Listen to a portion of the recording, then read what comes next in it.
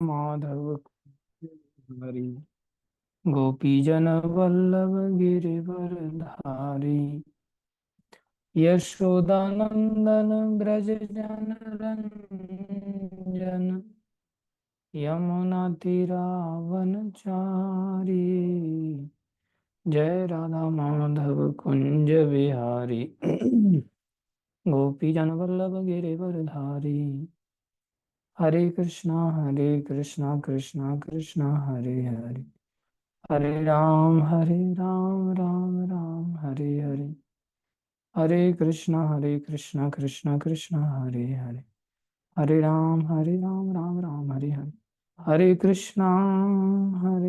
कृष्णा कृष्णा कृष्णा हरे हरे हरे राम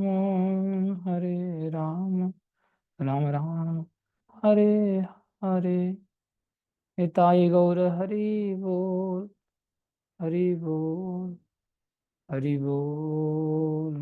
बोल जय जय प्रभुपाद प्रभुपाद प्रभुपाद जय जय गुरुदेव गुरुदेव गुरुदेव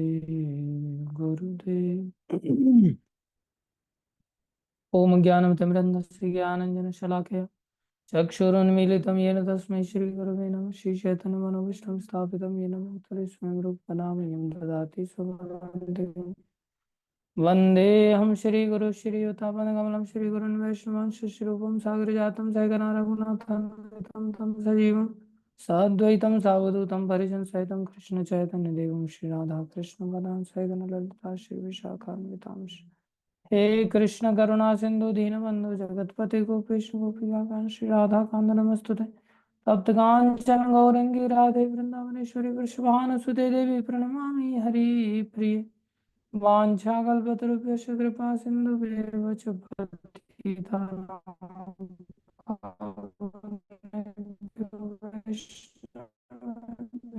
नमो नमः। जय श्री कृष्ण चैतन्य प्रभु नित्यानंद हरे कृष्ण कृष्ण कृष्ण हरे हरे कृष्ण कृष्ण कृष्ण हरे हरे हरे राम राम राम हरे हरे हरे कृष्ण कृष्ण कृष्ण हरे हरे हरे राम राम राम हरे हरे गुरुवे गौरचंद्राय राधिकाय तदालय कृष्णाय कृष्ण भक्ताय तद्भक्ताय नमो नमः।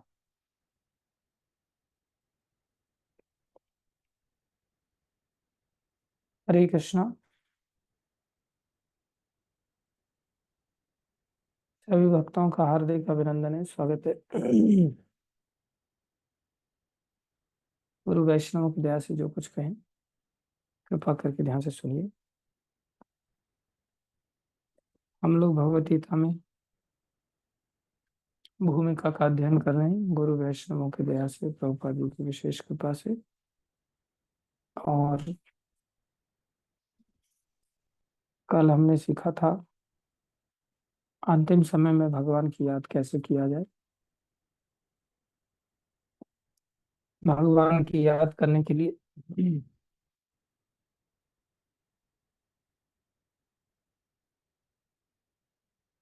भगवान ने कृपा करके शास्त्रों को दिया है।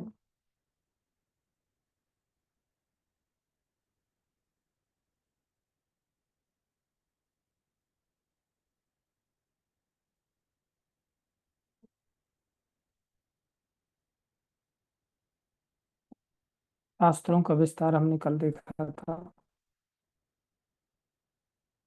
और प्रभुपाद जी का कहना था कि हम सभी जीवों को आध्यात्मिक शक्ति के अंतर्गत अगर आना है तो जैसे भौतिक ग्रंथों को, भौतिक उपन्यास, भौतिक किताबें पढ़ने से व्यक्ति के दिमाग में भौतिक विचारों का भरमार हो जाता है, उसका मस्तिष्क भर जाता है और फिर भौतिक शक्ति के अंतर्गत वो जीव चला जाता है, जबकि जीव परा प्रकृति है। इसलिए अगर कोई व्यक्ति साहित्य को पढ़ना चालू कर दे तो वैदिक साहित्य से उसका अपने आप ही भगवान का स्मरण चालू हो जाएगा। इस प्रकार हम मृत्यु के समय परमेश्वर का स्मरण कर सकेंगे। भगवान द्वारा सुझाया गया यही एकमात्र उपाय है और वे इसके फल का विश्वास दिलाते हैं, इसमें कोई संदेह नहीं। यहाँ तक हम चर्चा कर चुके थे और भी चर्चा हुई थी, जिसमें बताया गया तमाम अनुस्मर युद्ध से संसारी कार्यों को करते हुए व्यक्ति भी भगवान का स्मरण कर सकता है, बशर्ते एक तो वो शास्त्र पढ़े, दूसरा भगवान के नाम का कीर्तन करे। कीर्तन सदा हरि। ये जो श्रवण कीर्तन विधि है ये बड़ी शक्तिशाली है। एक विशेष बात हम लोग अपने जीवन में ध्यान कर सकते हैं, जो मृत्यु के समय में स्मरण करना है,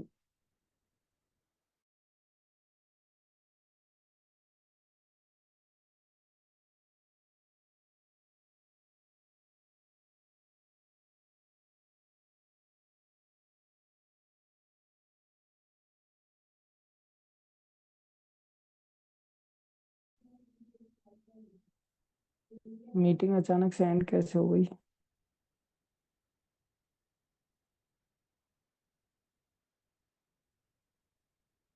हरे कृष्णा। हरि बोल।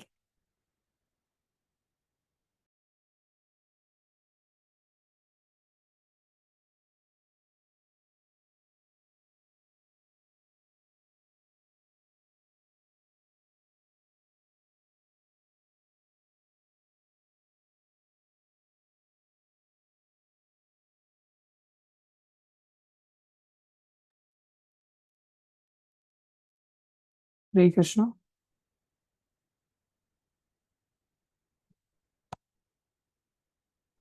जी प्रभु जी, सुनाई दे रहा है अच्छी बिल्कुल। बात है। माम अनुस्मर युद्ध है भगवान कह रहे हैं अंतिम समय में मेरा स्मरण करे कोई व्यक्ति। लेकिन प्रश्न उठता है कि भगवान का स्मरण होगा कैसे? भगवान का स्मरण करना, ये स्मरण किसी इंद्रिय का कार्य नहीं है, ये स्मरण मन का कार्य है। और जब तक मन गंदा है, ये कभी भगवान का स्मरण नहीं करेगा। आपका करता होगा, मैं मेरी बात करूं। तो भगवान श्री कृष्ण का स्मरण कौन से मन के द्वारा किया जा सकता है? बोले भगवान का स्मरण शुद्ध मन से ही किया जा सकता है। और शुद्ध मन की खासियत होती है कोई स्मरण करेगा तो किस चीज का करेगा? शुद्ध वस्तु का। अगर मन शुद्ध है तो कृष्ण का स्मरण अपने आप ही होगा, कृष्ण की याद अपने आप ही आएगी। और अगर मन शुद्ध नहीं है तो लाख प्रयास करने पर भी कृष्ण का स्मरण संभव नहीं है। इसलिए कृष्ण की याद आए अंतिम समय में, वो भी जिस समय की मृत्यु का कष्ट बहुत भीषण होता है, उस समय में कृष्ण की याद आ जाए, इसके लिए मन का शुद्ध होना बहुत जरूरी है। मन को क्वालिफिकेशन की आवश्यकता है। क्या क्वालिफिकेशन चाहिए मन को? बोले मन प्योरीफाई होगा तो ही कृष्ण का स्मरण करेगा, अगर प्योरीफाइड नहीं होगा तो कृष्ण का स्मरण नहीं कर पाएगा। लेकिन उससे पहले नवदा भक्ति की जो दो क्रिया हैं, श्रवणम कीर्तनम विष्णु स्मरणम, विष्णु स्मरण क्रिया को तीसरी स्टेज पर रखा,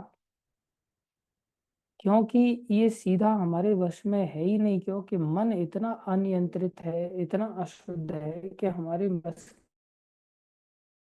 की बात है ही नहीं कि सीधा भगवान का स्मरण कर सके। ऐसी स्थिति में क्या मन कृष्ण की याद शुद्ध अवस्था में कर सकता है? अशुद्ध अवस्था में नहीं।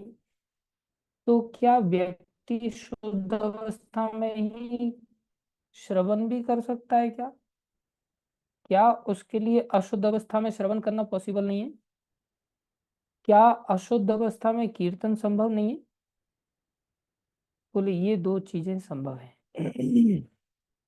श्रवण कोई भी व्यक्ति अशुद्ध अवस्था में भी कर सकता है, जैसे मृगरारी था, जानवरों को कैसा अधमरा छोड़ देता था, लेकिन नारद जी से उसने भी श्रवण किया। डाकू रत्नाकर आदि थे, जो कि जानवरों को या इंसानों को मार करके उनको कष्ट देते थे, लूट लेते थे, लेकिन नारद जी की बात उन्होंने भी श्रवण किया। जितने भी विदेश में हिप्पी थे, सभी एक प्रकार से आवारा बच्चे थे, सबको प्रभुपाद जी ने श्रवण किया। तो संसार में श्रवण हम देख सकते हैं कि श्रवण के लिए शुद्धि की आवश्यकता नहीं है, कीर्तन के लिए भी शुद्धि की आवश्यकता नहीं है। कोई भी व्यक्ति अशुद्ध अवस्था में भी श्रवण कीर्तन कर सकता है, लेकिन परिणाम क्या होगा? बोले श्रवण कीर्तन अशुद्ध अवस्था में भी करते रहने से वो शीघ्र ही उसका मन शुद्ध हो जाएगा। क्यों शुद्ध हो जाएगा? चैतन्य महाप्रभु का वचन है, चेतो दर्पण मार्जनम, चित्त रूपी दर्पण को ये श्री कृष्ण संकीर्तन मार्जित कर देता है। इसलिए अशुद्ध अवस्था में भी अगर हम गीता की चर्चा कर रहे हैं, अशुद्ध अवस्था में भी यदि हम हरिनाम जप रहे हैं, अशुद्ध अवस्था में भी हम भक्ति के अंगों का पालन कर रहे हैं, नाम रूप गुण लीला धाम जन के माध्यम से श्री कृष्ण संकीर्तन के संपर्क में आ रहे हैं, ये धीरे धीरे हमें अवश्य शुद्ध करेगा। अब ये निर्भर करता है कि हम कितनी गंभीरता से इस प्रोसेस को अपनाते हैं। इस प्रोसेस में और कुछ ज्यादा विशेष नहीं है, केवल और केवल श्रवण कीर्तन किया जाए बस। तो एक तो गीता को, भागवत को, रामायण को, महाभारत को, पुराणों को, इन सबको सुना जाए, जैसा कि अभी तक बताया। इसको कहते हैं श्रवणम। और दूसरा कीर्तनम, कीर्तनीय सदाहरि, जैसे तैसे करके भगवान नाम का आश्रय लिया जाए, जो हम कल भी बता रहे थे। इससे क्या होगा? इससे हमारा मन धीरे धीरे करके शुद्ध हो जाएगा, और शुद्ध मन अपने आप कृष्ण की याद करने लगेगा। अभी तक हम अपने जीवन में थोड़ा सा विचार करें, क्या हमें जरा सी भी कृष्ण की याद नहीं आती आज? क्या हमारा मन थोड़ा भी कृष्ण की याद नहीं करता? अगर हम पहले की तुलना करें, जब से हमने श्रवण कीर्तन चालू किया है, उससे पहले अगर देखें तो क्या उस समय कृष्ण की याद आती थी? लेकिन जब से श्रवण कीर्तन चालू किया है, हमारी कृष्ण की याद बढ़ गई है कि नहीं बढ़ गई है? और यदि कृष्ण की याद बढ़ गई है, ये दर्शाता है कि हमारा चित्त धीरे धीरे धीरे धीरे शुद्धि की ओर जा रहा है। और एक समय ऐसा आएगा कि खाईते सोईते उठीते बैठीते हर समय कृष्ण की याद बनी रहेगी। और उस समय में अगर हमारे प्राण निकलेंगे तो क्या भगवत धाम हमें नहीं मिलेगा? अवश्य मिलेगा। कुल मिलाकर के हमें श्रवण कीर्तन के इस दो कार्यों से अपनी सत्ता को शुद्ध करना है। इसलिए प्रभुपाद जी लिख रहे हैं, अतएव हमें अपनी दिनचर्या को इस प्रकार ढालना होगा कि हम सदैव भगवान के नामों का जप करते हुए 24 घंटे उनका स्मरण करते रहें। ये अवस्था लानी पड़ी। ये अवस्था ध्रुव जी ने लाई थी, ये अवस्था नारद जी ने लाई थी जब उदासी पुत्र थे। जितने भी वैष्णव हुए हैं, सबको ये अवस्था लानी होती है। हमारे लिए कोई अलग से छूट थोड़ी है। अब आगे प्रभुपाद जी उदाहरण दे रहे हैं कि ऐसा संसार में माम अनुस्मर युध्यच, मेरा स्मरण कर सकते हो। प्रभुपाद जी आगे लिख रहे हैं, यह किस प्रकार संभव है? बोले आचार्यों ने निम्नलिखित उदाहरण दिया है। कितना सुंदर सटीक उदाहरण है। यदि कोई विवाहिता स्त्री पर पुरुष में आसक्त होती है, अब ये भी बहुत बड़ी समस्या है कि बहुत सारे लोग ऐसा प्रश्न उठाते हैं कि प्रभु जी आप स्त्रियों को लेकर के ही क्यों ऐसा बोलते हैं? पुरुष भी तो आ, ऐसे उदाहरण के पात्र बन सकते हैं। कई सारे लोगों को ये समस्या होती है। तो प्रभुपाद जी यहाँ पर तुरंत इस बात को भी लिख रहे हैं, या कोई पुरुष अपनी स्त्री को छोड़कर किसी पराई स्त्री में आसक्त होता है। दोनों ही बातें हैं। दोनों ही मनुष्य हैं और दोनों ही एक दूसरे के लिए समस्या बन सकते हैं। जब संसार में कोई व्यक्ति विषय भोगों के प्रति आकर्षित हो जाता है, तो प्रभुपाद जी लिख रहे हैं, यदि कोई विवाहिता स्त्री परपुरुष में आसक्त होती है या कोई पुरुष अपनी स्त्री को छोड़कर किसी पराई स्त्री में आसक्त होता है, जो कि आम है आज के समय में, इस उदाहरण को समझने में आपको बहुत ज्यादा कठिनाई नहीं होगी, तो यह आसक्ति अत्यंत प्रबल होती है। कैसी विशेष आसक्ति? ऐसी आसक्ति वाला हमेशा अपने प्रेमी के विषय में निरंतर सोचता रहता है। जो स्त्री अपने प्रेमी के विषय में सोचती रहती है, वह अपने घरेलू कार्य करते समय भी उसी से मिलने के विषय में सोचती रहती है। ये एक संसारी अनुभव गम में प्राय हर व्यक्ति जो भी जवानी के दौर से गुजरा है, हर व्यक्ति को ऐसा अनुभव हो चुका होता है। इसमें कोई कठिनाई वाली बात नहीं है, बड़ी आम बात है ऐसा उदाहरण जीवन में देखना। वास्तव में वह अपने गृह कार्य को इतनी अधिक सावधानी से करती है कि उसका पति उसकी आसक्ति के विषय में संदेह भी ना कर सके। यही घटना एक पुरुष के लिए भी लागू होगी। इसी प्रकार हमें परम प्रेमी श्री कृष्ण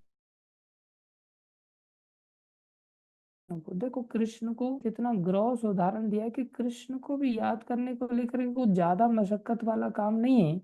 जितना संसार में व्यक्ति प्रेम निवेश कर देता है, केवल उतना ही अगर कृष्ण के प्रति आसक्ति हो जाए तो बस। इसी प्रकार हमें परम प्रेमी श्री कृष्ण को सदैव स्मरण करना चाहिए, क्योंकि वो परम प्रेमी हैं, ध्यान दें। लेकिन हम उन्हें भूल चुके हैं कि वो परम प्रेमी हैं। प्रेमी तो बहुत होते हैं संसार में, लेकिन यूज एंड थ्रो पॉलिसी अपनाते हैं। लेकिन कृष्ण कैसे हैं? बोले परम प्रेमी है। उनसे ज्यादा कोई प्रेम करने वाला संसार में है ही नहीं। वास्तव में देखा जाए ना, तो प्रेम करना तो केवल श्री कृष्ण को ही आता है, बाकी किसी को आता ही नहीं।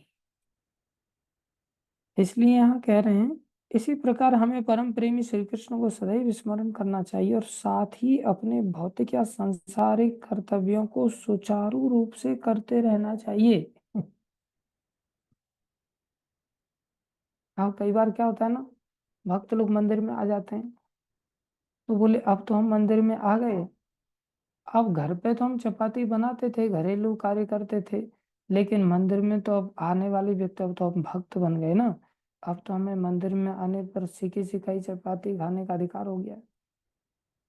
घर पे रहते थे तो सारे घर को साफ सुथरा करते थे, घरेलू कार्य करते थे।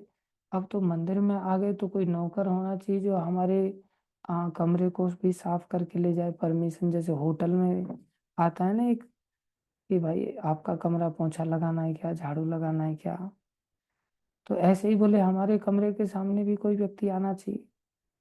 चलो कोई व्यक्ति नहीं आ रहा है, लेकिन ये जो ब्रह्मचारी लोग रह रहे हैं, ये साधु लोग रह रहे हैं, ये क्या करेंगे? ये हमारे कमरे के बाथरूम वगैरह को तो साफ कर ही सकते हैं, जिसको हमने बाल इकट्ठे कर करके ब्लॉक कर दिया है, तो उसको तो ये लोग साफ कर ही सकते हैं। हमारी क्या गलती है? बाथरूम ब्लॉक हो गया, तुम्हारा आश्रम है, हमारा थोड़ी है। तो व्यक्ति जो है अपने घरेलू कार्यों को भूल जाता है और फिर सोचता है मैं तो केवल माला घुमाने का ही कार्य करूंगा। ऐसा नहीं है, माला घुमाने के लिए भी समय निर्धारित है, उस समय में माला घुमानी चाहिए। किताब पढ़ने का भी समय निर्धारित हो, उस समय में किताब पढ़ना चाहिए। लेकिन जैसे संसार में घरेलू कार्य करते हैं, ऐसे ही मंदिर भी तो हमारा घर है। उसको करते हुए भी क्या हम कृष्ण का स्मरण नहीं कर सकते? अवश्य कर सकते हैं। आप लोगों ने कभी देखा हो राजस्थान वगैरह में, वहाँ पानी का अभाव होता है तो दूर दूर से लोग माताएं पानी लेकर के आते हैं, तो वो अपने घड़े को सिर पर रखते हैं, उसके ऊपर एक और घड़ा होता है और उसके ऊपर एक और घड़ा होता है, और एक मटका पास पास में होता है, एक हाथ में और दूसरा हाथ में उसका बालक होता है।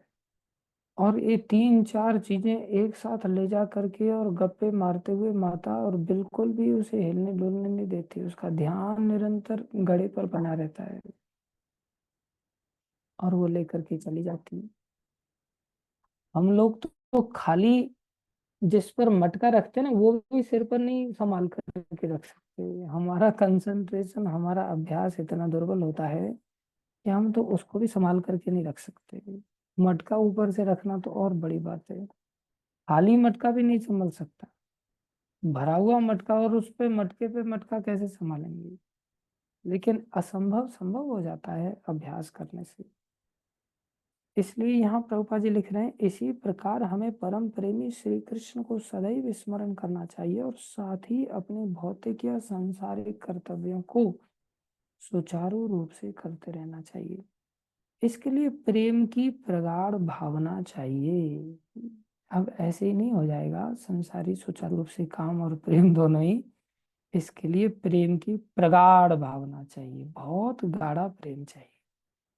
यदि हमें परमेश्वर के लिए प्रगाढ़ प्रेम हो तो हम अपना कर्म करते हुए उनका स्मरण भी कर सकते हैं। ये प्रेम की अवस्था है, लेकिन इससे पहले काफी पापड़ बेलने पड़ते हैं। ये प्रेम की दशा आने के लिए ऐसे ही नहीं है कि जलेबी खा लो और प्रेम आ जाएगा। इसके लिए बहुत सारी सीढ़ियों को पार करना पड़ता है, प्रभुपाद जी बताएंगे। लेकिन हमें उस प्रेम भाव को उत्पन्न करना होगा। उदाहरणार्थ, अर्जुन सदैव कृष्ण का चिंतन करता था और वह कृष्ण का नित्य संगी था और साथ ही योद्धा भी। कृष्ण ने उसे युद्ध करना छोड़कर जंगल जाकर ध्यान करने की कभी सलाह नहीं दी। बहुत सारे लोग ध्यानी बनना चाहते हैं। प्रभुपाद जी यहाँ क्या लिख रहे हैं, जब भगवान कृष्ण अर्जुन को योग पद्धति बताते हैं तो अर्जुन कहता है कि इस पद्धति का अभ्यास कर सकना उसके लिए संभव नहीं। अब ये सीधी सी बात है, जो अभ्यास अर्जुन के लिए संभव नहीं है, जो इतने फोकस्ड हैं कि रात्रि को भी तीर ठिकाने पर चलाते हैं, रात्रि को भी निशाने पर तीर लगता है, जिनका इतना अभ्यास है, बोले उन्होंने साफ मना कर दिया।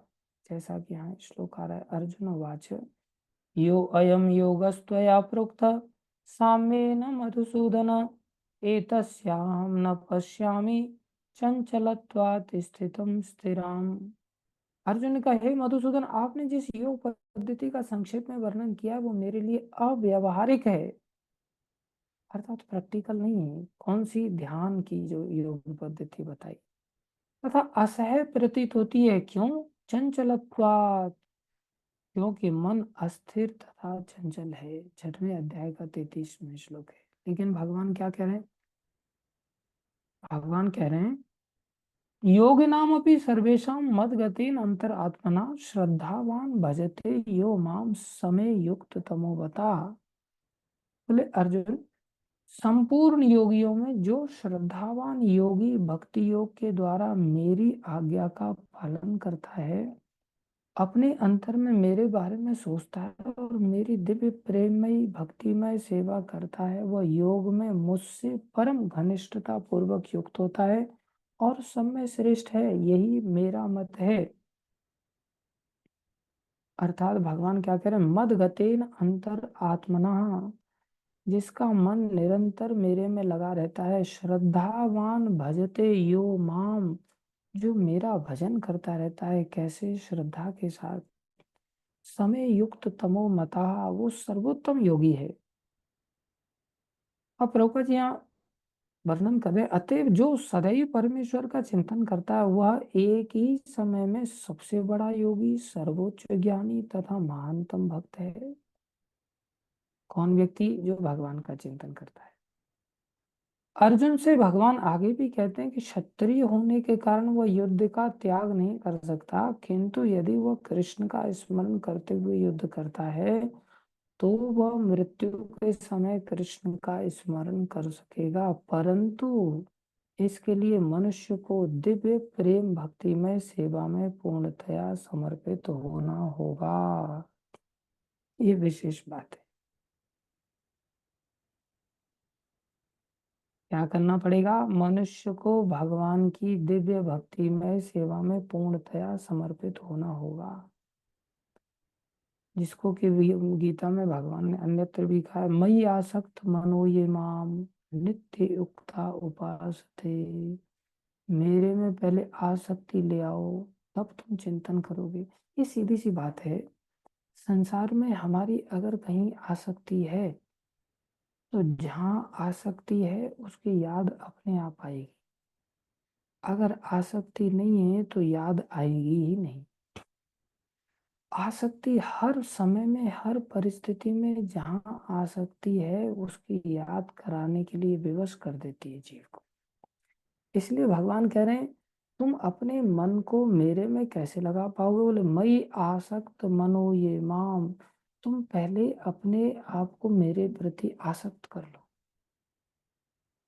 अभी आसक्ति आती कहाँ से है? बोले ये नवदा भक्ति का प्रोसेस है। इसमें सबसे पहले शुरुआत में आदौ श्रद्धा, शुरुआत में श्रद्धा आती है। श्रद्धा कौन सी? श्रद्धा दो प्रकार की होती है, एक लौकिकी श्रद्धा, एक शास्त्रीय श्रद्धा। तो जो लौकिकी श्रद्धा, जो लोगों को देख करके हम वैसा कार्य करने लगते हैं, वो लौकिकी श्रद्धा होती है। और जब लोग छोड़ के चले जाते हैं तो हम भी इस मार्ग को छोड़ के चले जाते हैं। इसलिए लौकिकी श्रद्धा इतनी काम की नहीं। दूसरी ओर शास्त्रीय श्रद्धा, जब हम शास्त्र को पढ़ते हैं और उससे एक श्रद्धा उदय होती है, वो बहुत काम की है। इसलिए शास्त्रीय श्रद्धा जब उदय होती है तो इसको कहते हैं आदौ श्रद्धा। श्रद्धावान भजते यो माम, जैसा कि हम प्रभुपाद जी भगवान के श्लोक को उद्धृत कर रहे हैं। श्रद्धावान भजते यो माम, श्रद्धा से जो भजन करता है, तो सबसे पहली सीढ़ी है आदौ श्रद्धा। श्रद्धा मतलब थोड़ा सा रेस्पेक्ट हो जाना भगवान के प्रति, भक्तों के प्रति, पुस्तकों के प्रति, भगवान के नाम के प्रति, कथा के प्रति, जो भी दिव्य चीजें हैं इनके प्रति जब हमारा सम्मान उदय हो जाता है तो इसे श्रद्धा कहते हैं, आदौ श्रद्धा। फिर क्या होगा? ततो साधु संग। जब सम्मान हो जाएगा हमारे हृदय में भक्तों के प्रति, तो हम उनकी संगति करना चाहेंगे, उनके साथ उठना बैठना चाहेंगे। जैसे कि 6 सत्संग की हम कल चर्चा कर रहे हैं, उसे कहते हैं साधु संग। हम भक्तों का संगति करेंगे और भक्तों की संगति से इतनी अटैचमेंट हो जाएगी कि हम वहां उन भक्तों में से किसी गुरु का आश्रय ले लेंगे। इसलिए साधु संघ का दूसरा अर्थ है गुरु का आश्रय लेना।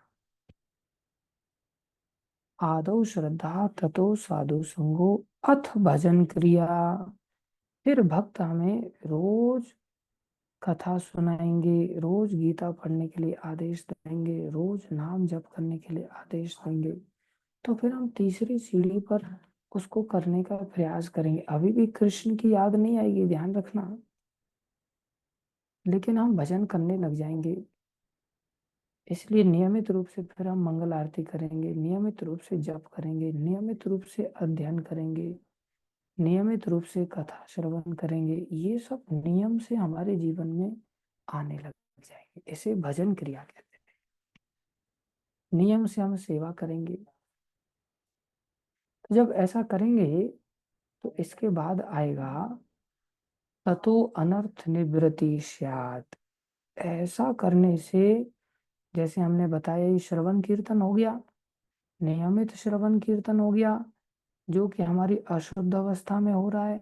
ऐसा करने से अनर्थ निवृत्ति होगी। अनर्थ निवृत्ति हमारे हमारे जीवन में जो अर्थ नहीं है, अनर्थ है, अर्थात जो फालतू की चीजें हैं, जैसे चाय पीना, जैसे कॉफी पीना, जैसे सिगरेट फूकना, जैसे तम्बाकू खाना, जैसे फालतू की बातें करना, जैसे टीवी देखना, जैसे मोबाइल का दुरुपयोग करना, जैसे फालतू में प्रजल्प करना, जैसे अधिक सोना, जैसे अधिक खाना, जैसे अधिक घूमना फिरना, जैसे गाली गलौज करना, जैसे दूसरे लोगों के साथ चिढ़ना, उन लोगों के साथ झगड़ा आदि करना, जैसे गंदे स्थान में रहना, ऐसे हमारे जीवन में।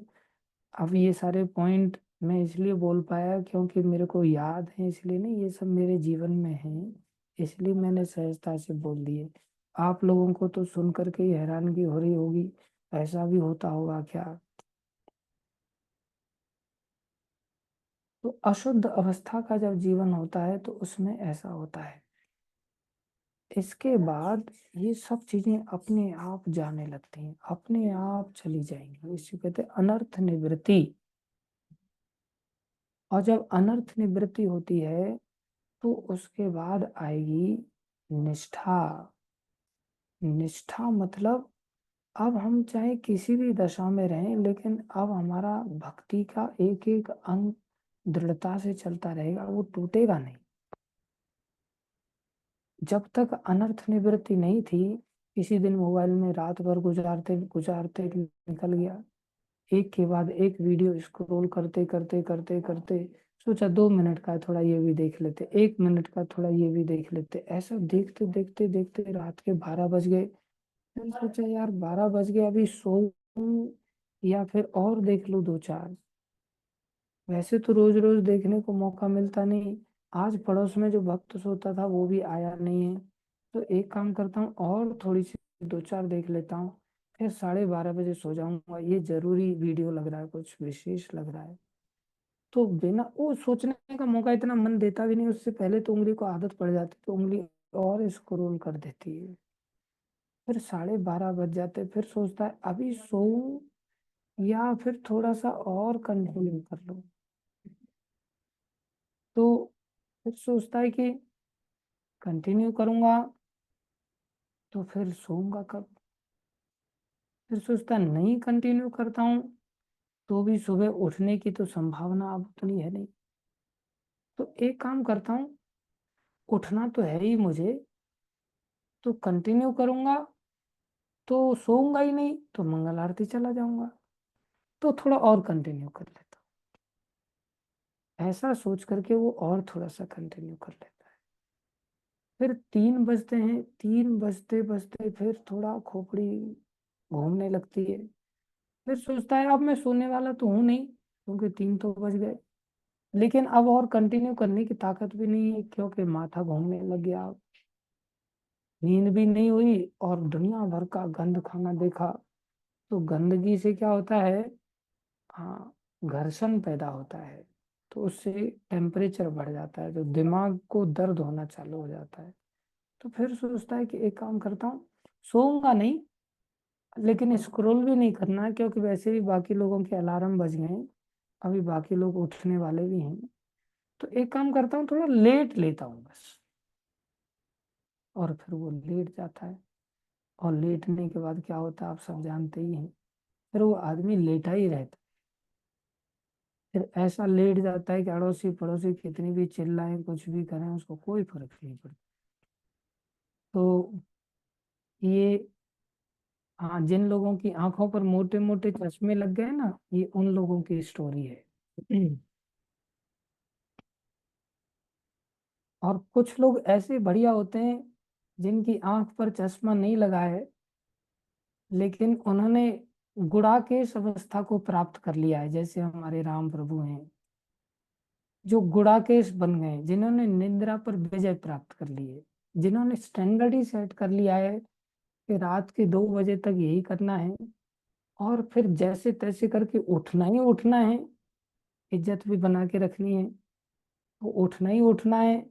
और उसके बाद फिर दिन में 5 घंटे की शिफ्ट लगा देनी है, तो नींद पूरी दिन में हो जाएगी, और फिर शरीर ढल गया है ऐसा करते करते।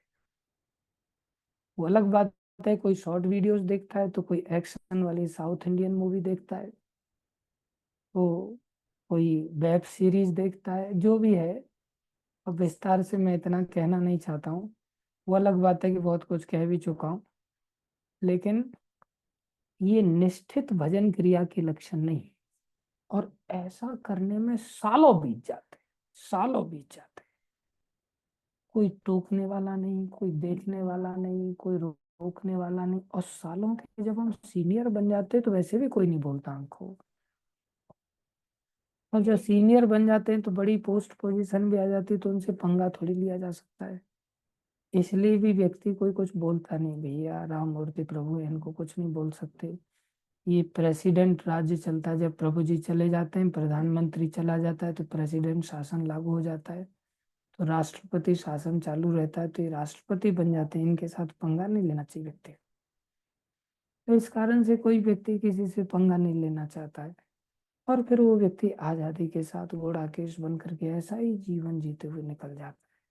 फिर अगले जन्म में उसको याद आता है, ओह ये तो अनिष्ठित भजन क्रिया में ही जीवन निकल गया, निष्ठा तो आई नहीं, अनर्थ निवृत्ति गई नहीं। जब अनर्थ निवृत्ति हो जाती है, उसकी सब गंदगी चली जाती है, वो बिल्कुल प्रणाम कर देता है मोबाइल को, भैया मैं अब आपको प्रणाम कर रहा हूँ, रात को 9 बज गए, 8 बज गए, अब तुम कृपा करके किसी दूसरे के पास जमा हो जाओ, या किसी बॉक्स में उसको डाल दिया जाता है जिसकी चाबी दूसरे दिन ही खुलती है। अब ऐसा होता जरूर है, ऐसा आएगा सबके दिन जीवन में, ऐसा निश्चिंत रहो आप लोग कि ऐसा दिन जरूर आएगा कि एक दिन आप सब लोग मोबाइल को प्रणाम करेंगे और कहेंगे तुमने मेरे को सिद्ध बना दिया, लेकिन मैं सिद्धि पाने दूसरे मार्ग में चला था, तूने मार्ग दूसरे में सिद्ध बना दिया मुझे। ऐसा सोच करके वो व्यक्ति एक दिन मोबाइल को प्रणाम करता है और कहता है भैया इससे पीछा छुड़ाओ। जैसे तैसे करके कभी छोटा मोबाइल लेगा या फिर उसको छोड़ देगा, फिर उसे पकड़ लेगा, फिर उसे छोड़ देगा, ये भी जद्दोजहद काफी लंबी चलती है। फिर सालों के बाद उसको अकल आती है, तो उसको निष्ठित भजन क्रिया का सौभाग्य प्राप्त होता है और उसकी भक्ति में निष्ठा आ जाती है। फिर किसी भी हालत में न मंगल आरती मिस होगा, न 16 माला जप मिस होगा, न कथा मिस होगा, न रीडिंग मिस होगा, न हियरिंग मिस होगा, न सेवा मिस होगा, कोई भी कार्य उसका मिस नहीं होगा। और जब ऐसी निरंतरता के साथ निष्ठित भजन क्रिया करेगा, तब उसके जीवन में रुचि आ जाएगी। अगली सीढ़ी, रुचि मतलब टेस्टी लगने लगेगा सब कुछ। सेवा में भी टेस्ट आएगा, जप में भी टेस्ट आएगा, मंगल आरती में भी टेस्ट आएगा। अन्यथा मंगल आरती आगे हो रही है और पीछे खड़ा होकर के मुंह फाड़ जमाइया लेगा, क्योंकि 3 बजे तक तो मोबाइल स्क्रॉल किया ना उसने, तो पीछे खड़ा होना उसको कभी कमर दर्द करेगा, कभी घुटने दर्द करेंगे।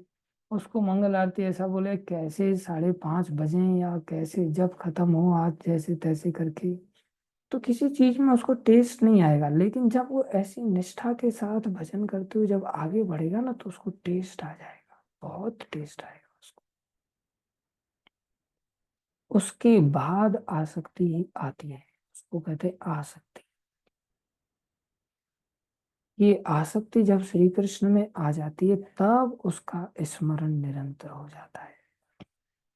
ये बड़ी सुंदर सीढ़ी है जो हम सभी को जीवन में लानी होगी। इसलिए भगवान ने कहा मई आसक्त मनो ये माँ, तुम अपने मन को पहले मेरे में आसक्त कर लो।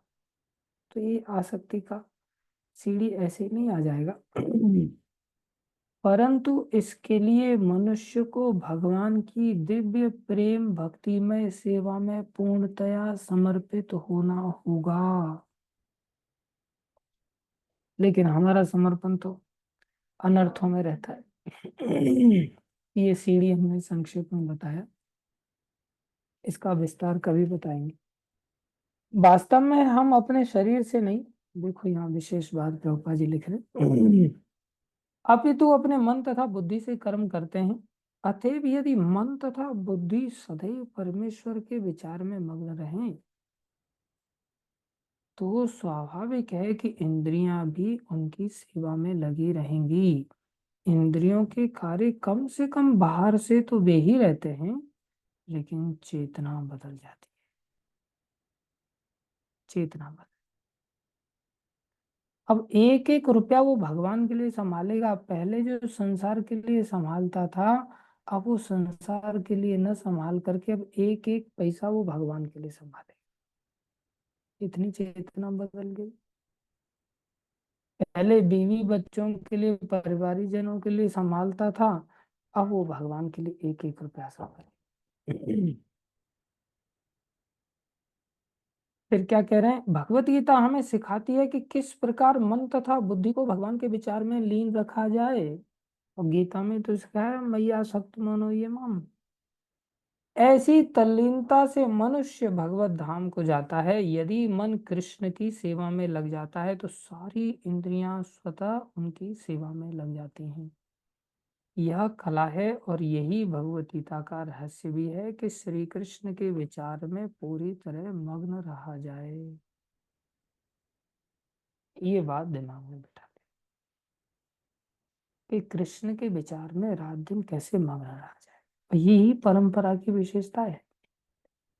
अगर आप सही परंपरा से जुड़े हैं तो सही परंपरा हमें इस दिव्य ज्ञान से ओतप्रोत करती चली जाती, एक दिन में नहीं, धीरे धीरे। ऐसे ऐसे गुरु हैं संसार में जिनके के करोड़ों चेले हैं, लेकिन उन करोड़ों चेलों में से एक भी चेला ऐसा नहीं है जो कृष्ण की याद करता हो, जिसका मन कृष्ण में थोड़ा बहुत लग जाए, नहीं लगता। लेकिन प्रभुपाद जी के इतने चेले नहीं है, लेकिन मैक्सिमम चाहे जैसे भी चेले हैं उनकी याद कृष्ण की ओर बड़ी तेजी से बढ़ने लग जाती। छोटे बच्चे से लेकर के बड़े तक हर व्यक्ति कृष्ण की ओर बड़ी तेजी से बढ़ने लग जाता। क्या विशेषता है? बोले भगवत गीता यथारूप की विशेषता है जो आचार्यों के द्वारा हम सबको प्रदान की जाती। खाली चेले बन जाने से काम नहीं होता। इसलिए कह रहे हैं यह कला है और यही भगवत गीता का रहस्य भी है। अब कौन भगवत गीता पढ़ रहा है या पढ़ा रहा है, उनको तो यही पता नहीं कि भगवान है कौन। आसक्ति तो भगवान में बाद में होगी, उनको यही ज्ञान नहीं है कि भगवान कौन है। और उनसे पूछा जाए तो बोले बता नहीं सकते आपको, क्योंकि हमारे गुरुजी भगवान हैं। बता नहीं सकते, क्योंकि गुरुजी खुद ही भगवान बन करके बैठे हुए। ऐसे कितने सारे लोग हैं समाज में। आधुनिक मनुष्य ने चंद्रमा तक पहुंचने के लिए कठोर संघर्ष किया है, लेकिन उसने अपने आध्यात्मिक उत्थान के लिए कठिन प्रयास नहीं किया। ये हमारा दुर्भाग्य है कि व्यक्ति इतना कठिन प्रयास कर रहा है, उससे कम प्रयास में भगवान मिल जाएंगे। उससे कम प्रयास में भगवान मिल जाएंगे।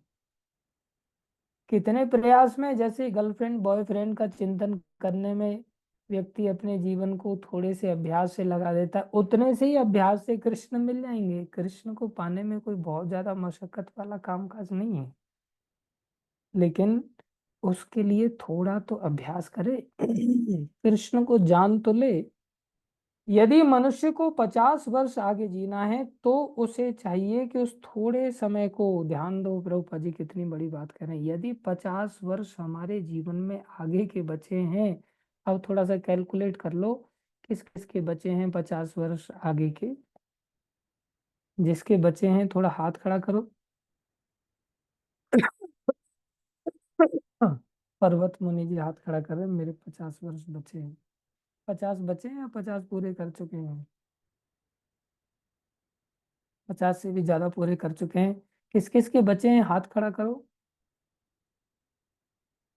कोई हाथ खड़ा नहीं कर रहा है, इसका मतलब सबके 50 से ज्यादा बचे हुए हैं। सब सोच रहे हैं कि हम 50 थोड़ी बचे हैं, 70 80 100 साल बचे हैं, सैकड़ों वर्ष बचे, बोले इसलिए हाथ खड़े क्यों करें। अरे किसी का कोई ठिकाना नहीं है, ठिकाना नहीं है कि 50 दिन भी किसी के पास है या नहीं। लेकिन प्रभुपाद जी कितना बड़ा इंस्ट्रक्शन दे रहे हैं यहाँ।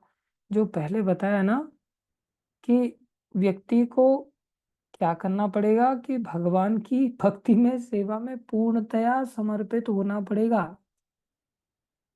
आगे क्या कह रहे हैं, आधुनिक मनुष्य ने चंद्रमा तक पहुंचने के लिए कठोर संघर्ष किया, लेकिन उसने अपने आध्यात्मिक उत्थान के लिए कठिन प्रयास नहीं किया। यदि मनुष्य को 50 वर्ष आगे जीना है तो उसे चाहिए कि उस थोड़े समय को, रूपा जी का दृष्टिकोण देखो। रूपा जी लिख रहे हैं उस थोड़े समय को, ऐसा मैं नहीं कह रहा हूं। कई बार लोगों के परिवार में थोड़ा सा ये समस्या आ जाती है कि प्रभु जी पहले तो आप कहते थे कि 50 साल में सन्यासी ले लेना चाहिए, सन्यास बन जाना चाहिए, लेकिन आप अब आप थोड़ा सा जल्दी पीछे पड़े हैं कि 50 साल क्यों, 40 में ही सन्यास ले लो। ये तो घर तोड़ने वाली बात आप कर रहे हैं। और हमने भी पहले डिसाइड कर लिया था कि ठीक है 50 में ही हम सन्यास लेंगे। हम तैयार भी हो गए थे पति पत्नी दोनों ही, लेकिन अब आपने कुछ ज्यादा ही हैवी हैवी डोज दे दिए तो ये 40 में ही छोड़ करके भाग रहे हैं।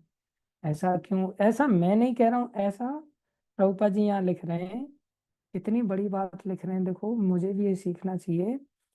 तो उसे चाहिए कि उस थोड़े समय को, कितना समय, यदि 50 साल की गारंटी किसी के पास है तो, यदि 50 साल की आगे की गारंटी नहीं है तो भैया थोड़े में से भी पुण्य थोड़ा हो गया और अति थोड़ा हो गया, बचा क्या है? उस थोड़े समय को भगवान का स्मरण करने के अभ्यास में लगाए, अर्थात उसको स्मरण करने का अभ्यास तो निष्ठा के बाद, रुचि के बाद, आसक्ति के बाद आएगा। तो उससे पहले के जो अभ्यास हैं वो उसे करने पड़ेंगे। ये अभ्यास क्या है? बोले ये अभ्यास भक्ति योग है और कुछ नहीं। और भक्ति योग में क्या है? श्रवणम कीर्तनम, विष्णु स्मरणम, पाद सेवनम, अर्चनम, वंदनम, दास्यम, साख्यम, आत्मनिवेदनम। केवल ये नवदा भक्ति की 9 क्रियाएं हैं, जिसमें श्रवणम और कीर्तनम 2 ऐसी क्रियाएं हैं जिसके लिए कोई योग्यता की जरूरत नहीं है, जिसके लिए आवश्यक नहीं है कि आपका चित्त शुद्ध है कि नहीं है, आप पढ़े लिखे हैं कि नहीं है, आप ऊंची जाति में हैं कि नहीं है, आपने गुरु धारण किया है कि नहीं किया है, आप अंग्रेजी पढ़ना बोलना जानते कि नहीं बोलना जानते हैं, आप सुबह जल्दी उठ जाते हैं कि नहीं उठ जाते हैं, आपने दारू छोड़ दिया या नहीं छोड़ दिया है, आप मांसाहार कर रहे हैं या नहीं कर रहे। किसी भी दशा का कोई भी व्यक्ति श्रवणम कीर्तनम को तो अपना ही सकता है, कोई योग्यता। ये 9 विधियां हैं जिसमें श्रवणम सबसे सुगम है, सबसे सुगम है। इसलिए कहा नित्यम भागवत सेवया। अगर हम वास्तव में अंतिम समय में भगवान की याद करना चाहते हैं तो क्या इतना सा भी कठिन परिश्रम हम नहीं कर सकते? क्या हमें सूली पर बैठ करके सुनना पड़ता है? क्या हमें भूखे रह करके सुनना पड़ता है? नहीं। परीक्षित महाराज ने तो भूखे और प्यासे रह करके भी सुना, और इतना लगन से सुना, इतना लगन से सुना कि उनको बोला गया जाओ भैया थोड़ा बहुत पानी पानी पी लो। बोले नहीं, मुझे याद ही नहीं आ रही है पानी। इसलिए, और यही नहीं कि श्रवण के लिए व्यक्ति को, अब देखो प्रभुपाद जी कितनी बड़ी बात बता रहे हैं, यहाँ पर बहुत विशेष बात बता रहे हैं, जिनमें श्रवण सबसे सुगम है और भगवतीता का किसी स्वरूप सिद्ध व्यक्ति से श्रवण उस व्यक्ति को भगवान के चिंतन की ओर मोड़ देगा। यदि हमें स्वरूप सिद्ध व्यक्ति से श्रवण अगर करने का सौभाग्य मिल जाए तो निश्चित रूप से भगवान के चिंतन की ओर हम मुड़ जाएंगे। यही परंपरा की विशेषता है। लेकिन कई बार हमें कोई स्वरूप सिद्ध व्यक्ति सुनाने के लिए नहीं मिलेगा। जरूरी नहीं स्वरूप सिद्ध व्यक्ति हमेशा ही मिल जाए, लेकिन अगर कोई नया व्यक्ति परंपरा से जुड़ा हुआ है और वो अनर्गल बातें न करके शास्त्र की बातें पढ़ करके रिपीट करके सुना रहा है, जैसे हम आपके सामने पढ़ रहे हैं, हम स्वरूप सिद्ध तो है नहीं, हमें अभी स्वरूप का ज्ञान तो हुआ नहीं। स्वरूप सिद्ध व्यक्ति उसको कहते हैं कि जो भगवान के साथ भगवान के धाम में सखा था, या भगवान का दास था, या भगवान का प्रेमी था, या भगवान का माता पिता था। कौन था भगवान के धाम में पहले, उसका जो स्वरूप होता है उसी स्वरूप सिद्ध व्यक्ति कहते हैं कि यहाँ संसार में भक्ति करते करते करते करते भगवान के साथ जो भगवान के धाम में उस आत्मा का संबंध था, वो संबंध उसे याद आ जाए और उसे पता चल जाए, ओ मैं तो कृष्ण का सखा हूँ, और मेरा नाम ये वाला नाम था, और मैंने भगवान की ये वाली सेवा करनी होती है। तो उसे स्वरूप सिद्ध व्यक्ति कहते हैं। जैसे प्रभुपाद जी हैं, जैसे गुरुजन हैं, जैसे भक्ति विनोद ठाकुर, गौर किशोरदास बाबा जी महाराज, ये सब हमारी परंपरा स्वरूप सिद्ध व्यक्ति है जो भगवान के साथ बातें करते हैं इस संसार में रहते हुए भी। भक्ति सिद्धांत महाराज जब गौर किशोरदास बाबा जी से दीक्षा लेने के लिए गए तो गौर किशोरदास बाबा जी कहते हैं, अच्छा मैं गौरांग महाप्रभु से पूछ के बताऊंगा कि तुम्हें दीक्षा देनी है कि नहीं देनी। अब पूछ के बताऊंगा मतलब महाप्रभु उनके पास आते होंगे। तो दूसरे दिन ये आपने पूछा, अरे आए तो थे, कीर्तन भी बहुत धमाल हुआ, सब कुछ हुआ, लेकिन क्या करूं मैं भूल गया, याद ही नहीं आई मुझे तुम्हारी बात। तो ये लोग स्वरूप सिद्ध व्यक्ति होते हैं। अब हमारे साथ क्या होता है, बोले हाँ, हम लोग झूठे ही, आज सपने में मेरे को प्रभुपाद जी आए, आज सपने में मेरे को चैतन्य महाप्रभु आए, आज सपने में मेरे को ये आया वो आया। कई बार लोग झूठ मूठ में भी सपने का ये नाटक चलाते हैं। तो या कई बार सपने में आते भी हैं, ये भी भगवान की विशेष कृपा है, लेकिन वो फिर उतना हम भगवान के साथ आदान प्रदान नहीं कर पाते साक्षात रूप से, जैसे कि स्वरूप सिद्ध व्यक्ति करता है। हम वैष्णवों की कृपा पात्र बन करके हम ऐसी अनुभूतियां स्वप्न वाली कर लेते हैं, और ज्यादातर तो गंदे ही सपने आते हैं सोने पर। तो पता चलता है हमारा कौन सी स्वरूप सिद्धि जागृत हो रखी है। हमारी तो विषयों की स्वरूप सिद्धि जागृत हो रखी है। तो प्रभुपाद जी लिख रहे हैं यहाँ पर कि अगर कोई व्यक्ति स्वरूप सिद्ध व्यक्ति से श्रवण करता है तो उस व्यक्ति को भगवान के चिंतन की ओर मोड़ देगा। और ये प्रभुपाद जी की विशेषता है, कैसे कैसे लोगों को प्रभुपाद जी ने अपने भगवान के चिंतन की ओर एकदम से मोड़ दिया। लेकिन ध्यान रहे, अगर कोई स्वरूप सिद्ध व्यक्ति ना भी मिले, लेकिन प्रभुपाद जी की बातों को कोई व्यक्ति अगर दोहराता है, तो वो नियोफाइट डिवोटी ही क्यों ना हो, लेकिन वो भी अगर उन्हीं बातों को दोहराता है तो उस बात में और एक स्वरूप सिद्धि की व्यक्ति की बात में कोई अंतर नहीं। जैसे जो घटना है, जो तथ्य है, वो तो सच बता रहा है। हो सकता है वो व्यक्ति अपने आप में सच्चा ना हो, लेकिन जो वक्तव्य दे रहा है, अगर वो रिपीट कर रहा है ईमानदारी से, उसमें तोड़ मरोड़ नहीं कर रहा है, तो हम उसका भी वचनों को सुन करके लाभान्वित हो सकते हैं। जैसे मान लो शास्त्र कह रहा है कि सूर्य पूर्व में उदय होता है, और कोई मेरे जैसा बदमाश व्यक्ति कहे कि सूर्य पूर्व में उदय होता है, तो दोनों ही अवस्था में मैंने भी कोई गलत बात थोड़ी बोली, सूर्य तो पूर्व में ही उदय होता है।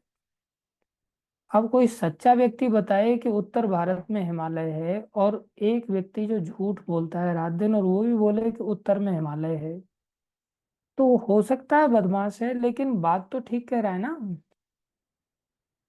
हिमालय तो उत्तर में ही है ना। इसलिए उस स्थिति में भी अगर कोई हमें शास्त्र की बात बताता है, अब जैसे हम एक दूसरे को थोड़ा बहुत शास्त्र पढ़ लेते हैं और एक दूसरे को बोधयंत परस्परम, एक दूसरे को उन्हीं बातों को अगर दोहरा देते हैं, तो उससे क्या होगा, हमें भी वो बात याद हो जाती है, और दूसरे व्यक्ति को भी कृष्ण चिंतन में सहायता मिल जाती है, उससे भी कृष्ण चिंतन में परिवर्तन आ जाता है। इसलिए प्रभुपाद जी लिख रहे हैं, श्रवण सबसे सुगम है, और भगवतीता का किसी स्वरूप सिद्ध व्यक्ति से श्रवण उस व्यक्ति को भगवान के चिंतन की ओर मोड़ देगा। इससे परमेश्वर का स्मरण होगा, और शरीर छोड़ने पर आध्यात्मिक शरीर प्राप्त होगा। ये विशेष, कुल मिलाकर के मुद्दा आध्यात्मिक शरीर का है, शरीर छोड़ने का है। उसका एकमात्र उपाय है, वो है श्रवण किया जाए बस।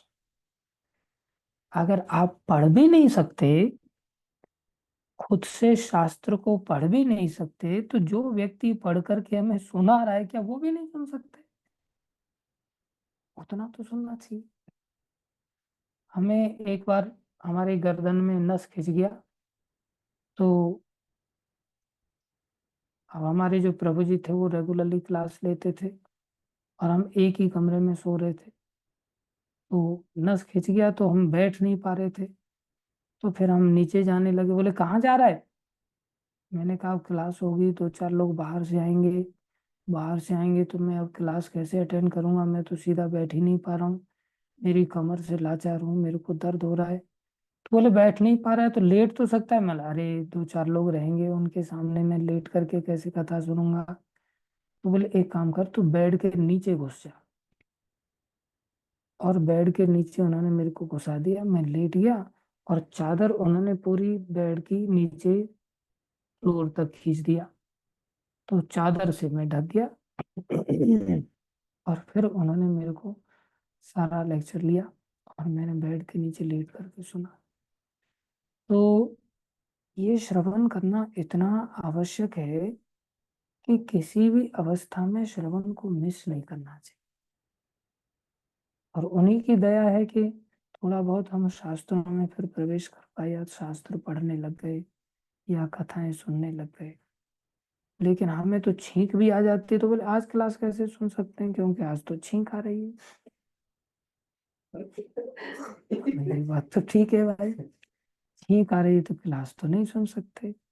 फिर वहां से भी फरमान जारी हो जाएगा, तूने तो छींक में भी क्लास नहीं सुनी तो भगवत धाम कैसे मिलेगा तुमको। एक काम करो, तुम अब नरक में जाओ, वहां आराम से तुम्हें फ्राई किया जाएगा, जिससे तुम्हें जीवन में कभी छींक ही ना आए। तुम्हें इतना बढ़िया फ्राई कर दिया जाएगा कि तुम्हें सर्दी की संभावना ही खत्म हो जाएगा। तो इस प्रकार से फिर वहां के लिए भी फरमान आएंगे हमारे लिए। ये बहुत आवश्यक है कि शरीर तो छोड़ना है ही, निश्चित छोड़ना है। इसको रात दिन दिमाग में घुमाया जाए कि मुझे शरीर छोड़ना है और कभी भी छूट सकता है। शरीर छूटे उससे पहले भाई जैसे तैसे करके भगवान का स्मरण होने लग जाए, और वो स्मरण श्रवण से हो बस। इसलिए रोज सुबह दोपहर शाम हर समय या तो अध्ययन में समय बीते, या श्रवण में बीते, या कीर्तन में बीते।